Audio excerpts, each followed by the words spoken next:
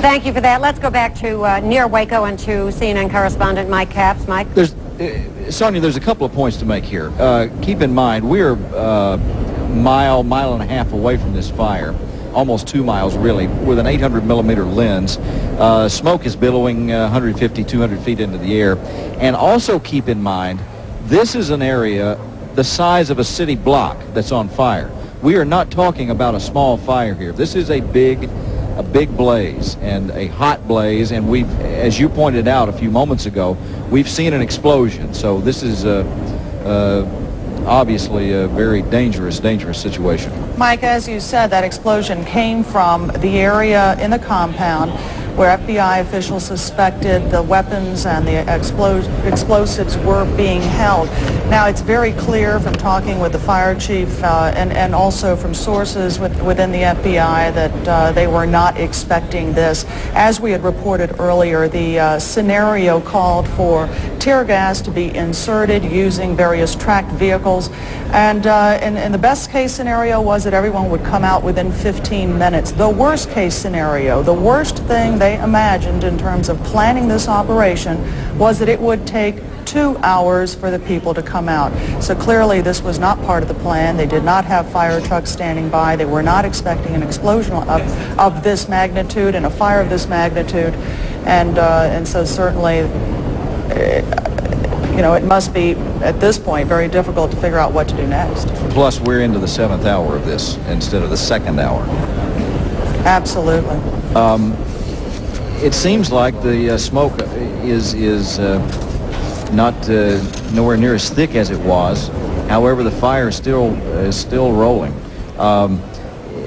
Mentioned a moment ago about the structural unsoundness of these buildings, and it's pretty obvious both while watching the M60 vehicle back in and out, and then seeing how the fire just raced through here. And let's give the wind a little bit of blame here, because it is extremely windy, as we've pointed out repeatedly.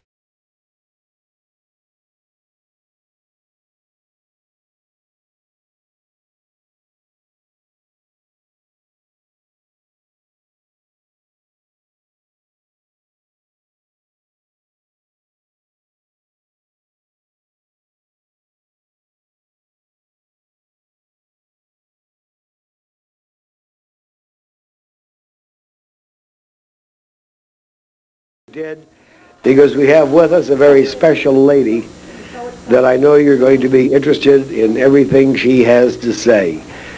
And I'm not up here to give any long speeches. Let us really just introduce. Introduce yourself, please, for the camera.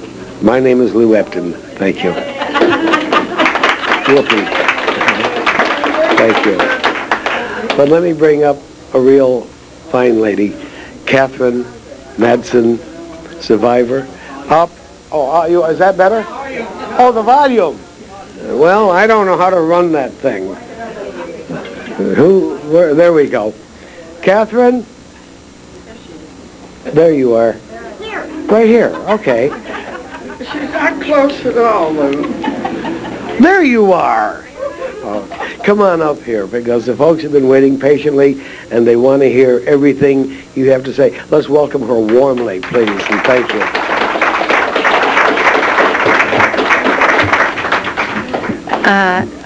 It seems like I'm talked out today. I've been talking for the last 2 days, and I still have more days to go. But I'm so happy that I can talk to people who are interested in knowing what is going on and knowing what the truth is. Knowing what the truth is what has happened. So many times they... can you hear me? Oh, okay.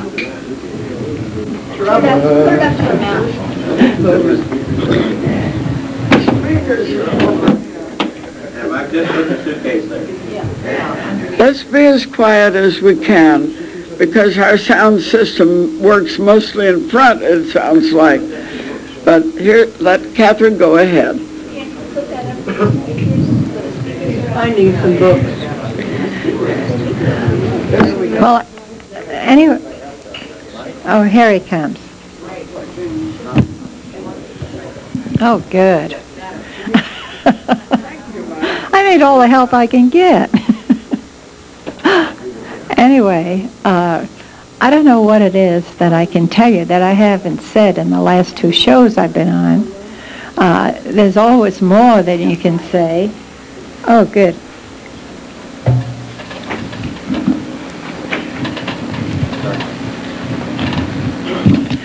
But there are times that, well, today my mind isn't working that well. But I want you to know that the people that were at Mount Carmel Center were people. They came from all over. There were Chinese, Japanese. There were people that come from England. A third of them were black. Very well educated people. We had people that, we had different ones like Wayne Martin, who had graduated from Harvard. We had Jeff Little, and he was a very knowledgeable individual on the computers and on electronics of all kinds. So many. One of the girls was a linguist. She had worked for she had worked for the United Nations, and she also had done set up the curriculum for those schools in Canada. By the way, she was black also. And I talked about Jeff Little. He was very knowledgeable in his field. Some of them were musicians that had played in other orchestras. And by the way, Dave was setting up an orchestra. He was very excellent in everything he did. And the guitar that he played, you could sit there all day and just listen to him. When he was practicing, so-called, he'd say, well, no, I'm not doing a song, I'm just kind of practicing. I heard other people practice, and I never could sit there and listen to them. But he was good in everything he did. He was the kind of person that could imitate different ones in the media or in the show business, and he was just the greatest when it came to anything he did. He was very concerned about everyone there. He was mostly concerned about the children. Every child there was his child, no matter who had fathered it. He would take us boating, and we'd be skiing. We had 2 boats, and of course the boys, the young men, they were more athletic than us, and they did a lot of fancy skiing out on the lake. We had a swimming pool that was built, and the children loved it. It was huge. It was as long practically as this room, and the guys would get on the deep end and start horsing around and doing all kinds of fancy dives and so on. Everything that we did was not a solemn, you can't have fun. It wasn't like that at all. And yet it was a place where you did not just jest all the time and be silly all the time. Silliness was not accepted. We would get up in the morning at about 6 and have our breakfast, and people had different